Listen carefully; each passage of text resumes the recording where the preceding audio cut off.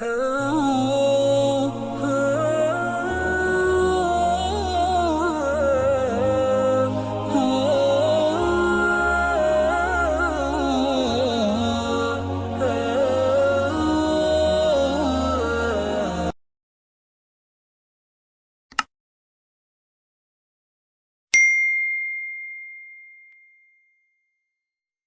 الله الرحمن الرحيم.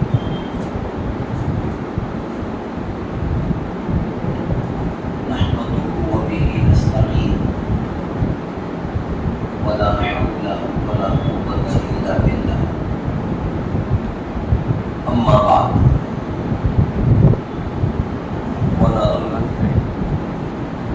ولا نصدق كاهنا ولا عرافا ولا من يدعي شيئا يخالف الكتاب والسنة وإجماع الأمة. اسلامی عقائد کا سلسلہ چل رہا ہے. گزشتہ جمعوں میں علامات قیامت آپ حضرات کے سامنے بیان کی کہ سرکار دو عالم صلی اللہ علیہ وآلہ وسلم نے امت مسلمہ پر یہ احسان فرمایا شفقت کے پیش نظر کہ قیامت کا پکا ڈیٹ پکا ٹائم تو اللہ نے چھپایا ہے امت سے، لیکن اس قیامت کے آنے سے پہلے دنیا کے اندر جو نشانیاں ظاہر ہوں گی اللہ کے حبیب علیہ السلام نے ان نشانیوں کو بیان فرمایا.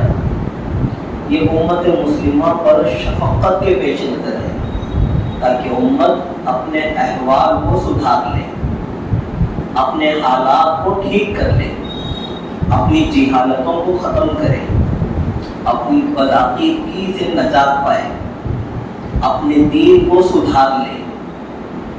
اس مقصد کے پیش نظر نبی علیہ السلام نے امت کے سامنے وہ نشانیاں بیان فرمائی جو قیامت کے قریب ہونے کی چھوٹی چھوٹی نشانیاں ہیں. وہ نشانیاں بھی نبی نے بیان فرمائی. جو بڑی بڑی نشانیاں ہیں جو بالکل قیامت کے سامنے پیش آئیں گی، ان بڑی بڑی نشانیوں کو بھی اللہ کے نبی علیہ السلام نے بیان فرمایا. اور اسی ساری تفصیلات ہم سن چکے ہیں گزشتہ جمعوں میں.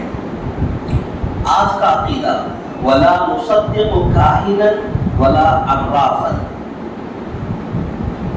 اسلام ہمیں اس بات کی اجازت نہیں دیتا کہ ہم کاہنوں، نجومیوں، پنڈتوں اور مکار عاملوں کی جوتشوں کے پاس جا کر اپنے فال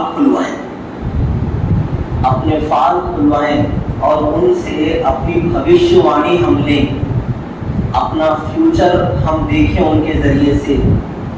اسلام ہمیں اس کی اجازت نہیں دیتا.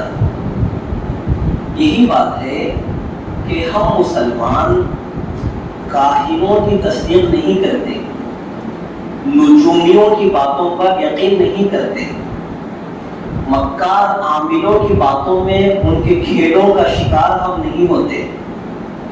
نجومی اور جو ہے جوتش قسم کے لوگ جو لوگوں کے سامنے اپنی دکان چلانے کے لیے، اپنی روزی روٹی کا بندوبست کرنے کے لیے بھولے بھالے لوگوں سے جو کھلواڑ کرتے ہیں کہ آؤ تمہیں تمہارا فیوچر بتاتا ہوں، تمہارے ہاتھ کی جو ہے لکیریں پڑھ کے بتاتا ہوں، کل تمہارے ساتھ کیا ہونے والا ہے آج میں تم کو وہ بتاتا ہوں. تو اس قسم کے جو مکار لوگ سماج میں، سوسائٹی میں جگہ جگہ پہ آپ کو مل جائیں گے. چہرے پہ داڑھی، سر پہ ٹوپی رکھ کے بھی ملیں گے ایسے لوگ، اور اپنے ماتھے پر تلک لگائے ہوئے، بٹو لگائے ہوئے بھی لوگ آپ کو ایسے مل جائیں گے. عجیب و غریب قسم کے ہر ٹائپ کے لوگ آپ کو مل جائیں گے. ایسا نہیں ہے کہ جو بندہ سر پر ٹوپی رکھ لے یا چہرے پر داڑھی چھوڑ دے تو وہ ان کھیلوں میں نہیں پڑے گا نا، بلکہ ایسے 420 جو لوگ ہوتے ہیں وہ لوگوں کا بھروسہ حاصل کرنے کے لیے باضابطہ سر پر ٹوپی لگا کر چہرے پر داڑھی چھوڑ دیتے ہیں تاکہ بھولے بھالے لوگوں کو بیوقوف بنانا آسان ہو جائے۔ اب ایسے لوگ لوگوں کے بھولے پن کا فائدہ اٹھاتے ہیں اور ان کے سامنے ان کا فیوچر رکھتے ہیں کہ مجھے تمہارے حالات سے یہ پتہ لگتا ہے کہ آنے والا وقت تمہارے لیے ایسا ہوگا، ایسا ہوگا، ایسا ہوگا۔ تو اسلام ہمیں اجازت نہیں دیتا کہ ایسے لوگوں کی باتوں پر رتی برابر بھی تم بھروسہ کرو، اس کی اجازت ہم کو نہیں ہے۔ اس لیے کہ ہمارا یہ ایمان ہے، ہمارا یہ عقیدہ ہے کہ جو باتیں غیب سے تعلق رکھتی ہیں، آنے والے کل کو کسی نے نہیں دیکھا ہے، آنے والا کل اللہ کے پاس ہے، اس کی حقیقت اللہ کے پاس موجود ہے۔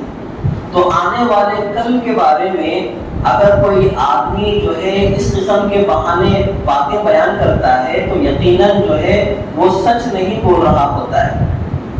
اب ایک تو ہے کہ حالات سے اندازہ لگانا کہ میرے ایسے ایسے حالات ہیں، اس وقت میں میرے گھر کے حالات ایسے ہیں، میری جو ہے اس انداز کی زندگی گزر رہی ہے۔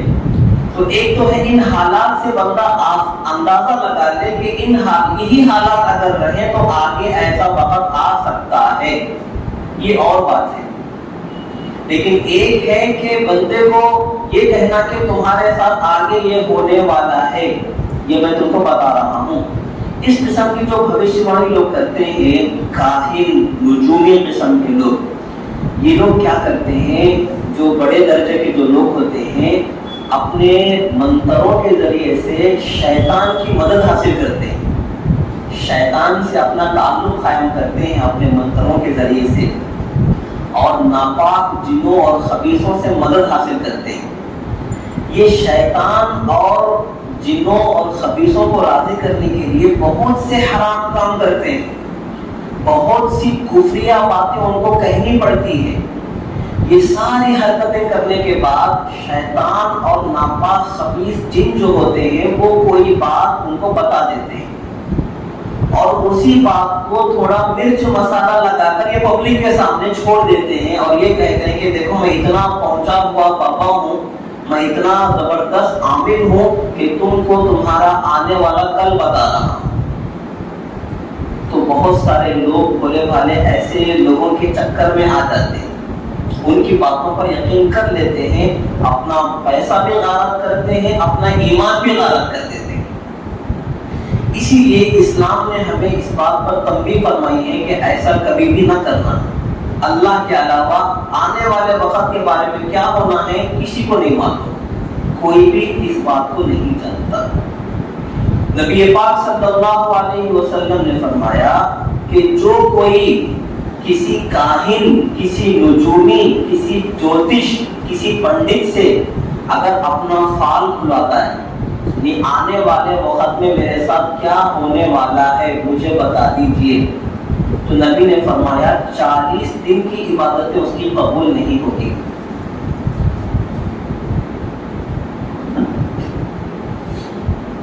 40 دن کی عبادتیں قبول نہیں ہوگی، اور اگر اس کے کہنے پر یقین کر لیا تو سمجھو ایمان ہاتھ سے چلا گیا۔ اس کاہن کے، اس نجومی، اس جوتش کے کہنے پر یقین کر لیا کہ فلاں بابا نے میرے فیوچر کی یہ بات بتائی ہے، بات مجھے میری بھوشیوانی کی ہے، تو وہ بندہ اسلام سے خارج ہو جاتا ہے۔ غیب کی بات کی جو ہے غیر اللہ سے تصدیق کرنے کی وجہ سے وہ بندہ ایمان سے خارج ہو جاتا ہے۔ اسی لیے ہمارا عقیدہ کیا ہے، وَلَا نُصَدِّقُ كَاهِنًا وَلَا عَرَّافًا، کہ ہم کسی کاہن کی باتوں پر یقین نہیں کرتے، کسی نجومی کی باتوں پر ہم یقین نہیں کرتے۔ یہ عقیدہ اچھی طرح سے۔ اس وقت میں جہالت اتنی عام ہو چکی ہے کہ ہر بندہ اس قدر وہم پرست ہو چکا ہے کہ ذرا سی بات پر جو ہے عاملوں کے پاس، پنڈتوں کے پاس، جوتشوں کے پاس آدمی چلا جاتا ہے۔ یہ جہالت کی وجہ سے، چونکہ دین کا علم اس کے پاس نہیں ہے، معلومات اس کے پاس موجود نہیں ہے، نبی کی تعلیمات اس کے پاس موجود نہیں ہے، اب اس کی جہالت اس کو غلط لوگوں کے ہاتھوں میں لے جاتی ہے۔ اب ایسے جو لوگ ہوتے ہیں 95% جو ہے مکار لوگ ہوتے ہیں کہ وہ صرف آنے والا جو گمان لے کر آتا ہے وہ اپنے ہنر سے کیا کرتے ہیں، اس گمان کو یقین میں بدل دیتے ہیں۔ آنے والا بندہ تو صرف یہ خیال لے کر آتا ہے کہ میرے حالت ایسے ایسے ہو رہے ہیں، شاید میرے اوپر کسی کا جادو چل گیا ہے، شاید میرے اوپر کچھ اثرات ہو گئے ہیں، شاید میرے لیے کوئی برے حالات میرے چل رہے ہیں۔ وہ تو صرف گمان لے کر آتا ہے، لیکن یہ کھلاڑی کیا کرتے ہیں، اس گمان کو یقین بنا کر جو ہے اپنی دکان شروع کر دیتے ہیں اس کے ہاتھ سے۔ اسی لیے اگر تھوڑی بھی سمجھ ہے تو اس طرح کے حالات میں نہیں جانا چاہیے۔ دین سیکھیں، اللہ کے نبی علیہ السلام نے ہمیں دین سکھایا ہے۔ قرآن کریم جیسی عظیم کتاب ہمارے پاس موجود ہے، ہم قرآن نہیں سیکھتے، ہم قرآن نہیں پڑھتے۔ حضور پاک صلی اللہ علیہ وسلم کی جو تعلیمات ہمارے پاس موجود ہے، ان تعلیمات کو ہم اگنور کرتے ہیں، نظر انداز کرتے ہیں۔ نتیجے میں ہماری جہالت ہمیں ایسے لوگوں کے در پر لے جا کر ڈال دیتی ہے کہ جو ہمارا مال بھی لے لیتے ہیں، ساتھ میں ہمارا ایمان بھی لے لیتے ہیں۔ اسی لیے اس معاملے میں غور کرنا چاہیے اور ایسے غلط قدم اٹھانے سے اپنے آپ کو بچانا چاہیے۔ وَلَا مَن يَدَّعِي شَيْئًا يُخَالِفُ الْكِتَابَ وَالسُّنَّةَ۔ اسی طرح ایک بات یہ بھی یاد رکھنی چاہیے کہ بعض غیر مسلم لوگ بھی مختلف دھاتوں کے ذریعے سے علاج کرتے ہیں اپنے مذہبی نظریات کی بنیاد پر، جیسا کہ ہمارے قریب میں بنگاریہ کے نام سے جو دکانیں یہاں پر چلتی ہیں، تو بہت ساری مسلم خواتین، مسلم مرد وہاں پر نظر آتے ہیں۔ تو بھائی وہ ایک غیر مسلم ہے اور وہ اپنے مذہبی نظریات کے اعتبار سے عملیات کرتا ہے، اپنے مذہبی نظریات جس طرح مسلمانوں میں عامل ہوتے ہیں تعویذ گننے دینے والے، ایسے ہی غیر مسلموں میں بھی ہوتے ہیں۔ تو وہ اپنے مذہبی نظریات کی وجہ سے غیر اللہ کے نام پر آپ کو مختلف چیزیں باندھنے کے لیے، کرنے کے لیے دے رہا ہوتا ہے۔ ہم یہ کیسے سمجھتے ہیں کہ ہم ایسے آدمی کے پاس جائیں گے اپنی چیزیں لے کر اور ہمارا ایمان سلامت رہے گا اس کے بدلے میں، یہ ہم کیسے سمجھ لیتے ہیں؟ اسی لیے ایسی جگہوں پر جانے سے اپنے آپ کو بچانا ضروری ہے۔ چھوٹے چھوٹے بچوں کو عمر بڑھتے ہوئے اور مختلف حالات ان کے اندر جو پیدا ہوتے ہیں، مختلف چیزیں ان کو ہوتی ہیں، صدیوں سے ہوتا آ رہا ہے، لیکن اس کی وجہ سے اس کی ضرورت تھوڑی نہ ہے کہ ہم کسی غیر مسلم کے پاس جا کر اس کے مذہبی طریقے پر غیر اللہ کے نام پر جو چیزیں وہ دے رہا ہے اس کو ہم لینا شروع کر دیں۔ یہ چیز ٹھیک نہیں ہے، اسلامی جو ہے نقطۂ نظر سے یہ چیز ٹھیک نہیں ہے، اپنے آپ کو بچانا ضروری ہے۔ آگے کا عقیدہ وَلَا مَن يَدَّعِي شَيْئًا يُخَالِفُ الْكِتَابَ وَالسُّنَّةَ وَإِجْمَاعَ الْأُمَّةِ۔ کسی بھی ایسے شخص کی بات ہم نہیں مانتے جو قرآن مجید کے خلاف ہو، جو نبی کی سنت کے خلاف ہو، جو اجماع امت کے خلاف ہو۔ اللہ کی کتاب، نبی کی سنت اور امت کے اجماع سے ہٹ کر اگر کوئی بندہ کوئی بات کہہ رہا ہے تو ہم اس بات کو رد کرتے ہیں، ہم اس بات کا انکار نہیں کرتے۔ کتاب اللہ میں بھی کوئی چیز ثابت ہے، کوئی بندہ اس کا انکار کر رہا ہے، کتاب اللہ صحیح، وہ بندہ غلط ہے۔ سنت رسول میں کوئی بات ثابت ہے، بندہ انکار کر رہا ہے تو ہم اس کی بات نہیں مانیں گے، سنت رسول کی تابع ہوں۔ اسی طرح اجماع امت میں کوئی عمل موجود ہے، ثابت ہے، آج اگر کوئی گمراہ فرقہ پیدا ہو کر اجماع امت کے اس عمل کا انکار کرتا ہے تو یہ گمراہی کا راستہ ہے، یہ گمراہی کا بدترین راستہ ہے، اس سے بچنا نہایت ضروری ہے۔ اور پھر ان تین دلیلوں میں قرآن مجید، سنت رسول، اجماع امت میں بھی علماء فرماتے ہیں سب سے زیادہ جو اقوی اور مضبوط دلیل ہے وہ اجماع امت ہے۔ اس کی وجہ کیا ہے؟ قرآن کے قرآن ہونے کا مدار اجماع امت پر ہے۔ قرآن ہے، سچی کتاب ہے، یہ قرآن وہی قرآن ہے جو اللہ کے نبی پر نازل ہوا تھا، جو نبی نے صحابہ کو دیا تھا، صحابہ نے تابعین کو دیا تھا، وہی قرآن چلا ہوا آ رہا ہے اور ہمارے ہاتھ میں وہی قرآن پہنچا ہوا ہے۔ اس بات کی تصدیق کیسے ہوئی؟ اجماع امت سے ہوتی ہے۔ معلوم ہوا کہ قرآن ہونے کا مدار اجماع امت پر ہے، سنت رسول ہونے کا مدار اجماع امت پر ہے۔ تو جو ان دونوں کا مدار ہے وہ زیادہ اہم اور زیادہ مضبوط ہوگا۔ اور نبی نے فرمایا کہ لا تجتمع امتی علی الضلالۃ ابدا، کہ میری امت گمراہ بات پر کبھی متفق نہیں ہو سکتی۔ کوئی غلط مسئلہ ہو، کوئی غلط بات ہو، میری امت اس پر اتفاق کر لے، ساری امت متفق ہو جائے غلط بات کے اوپر، اللہ نے میری امت کے اوپر سے یہ چیز ختم کر دی۔ میری امت کسی بھی مسئلے پر متفق ہو جائے گی تو اللہ کے یہاں اس مسئلے کے حق ہونے کی دلیل ہوگی۔ کسی مسئلے پر امت کا متفق ہو جانا، امت کا اجماع منعقد ہو جانا، یہ اس مسئلے کے اللہ کے یہاں مقبول اور صحیح ہونے کی دلیل ہے۔ امت کسی مسئلے پر متفق بھی ہو اور وہ مسئلہ غلط بھی ہو، ایسا ممکن نہیں ہے۔ یہ نبی نے بیان فرما دی یہ بات۔ اب دیکھیں رمضان کا مہینہ ہمارے سامنے آ رہا ہے۔ رمضان کے مہینے میں ہم دن کا روزہ رکھتے ہیں، رات کی تراویح ہم پڑھتے ہیں۔ تراویح 20 رکعت سنت موقدہ ہے، 20 رکعت سے کم تراویح ہے ہی نہیں۔ 20 رکعت تراویح سنت موقدہ ہے، صحابہ سے لے کر آج تک کی امت کا اس کے اوپر اتفاق ہے، یونٹی ہے امت کی۔ اب ایک گمراہ فرقہ کھڑا ہوتا ہے اور کہتا ہے کہ جو ہے تراویح 20 رکعت نہیں 8 رکعت ہے، کم ہے اس سے۔ تو اس قسم کی جو باتیں کر رہا ہے، یہ باتیں اجماع امت کے مقابلے میں وہ کر رہا ہے۔ اسی لیے ایسے لوگ چاہے قرآن کا نام لے، چاہے حدیث کا نام لے، چاہے لمبی لمبی داڑیاں ہوں ان کی، چاہے وہ کتنے بھی نمازی پرہیزگار ہوں، لیکن ان کی یہ بات اجماع امت کے خلاف ہونے کی وجہ سے مردود ہے، اجماع امت کے خلاف ہونے کی وجہ سے مردود ہے۔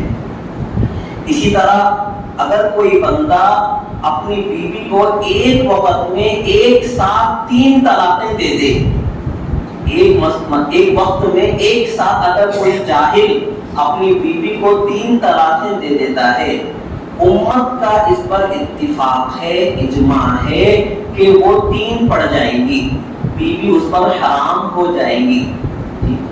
تو ہم یہ کہتے ہیں کہ 3 ہوتے ہیں، 3 ہوتے ہیں۔ اب ایک گمراہ فرقہ کھڑے ہو کر کہتا ہے کہ نہیں 3 1 ہوتے ہیں۔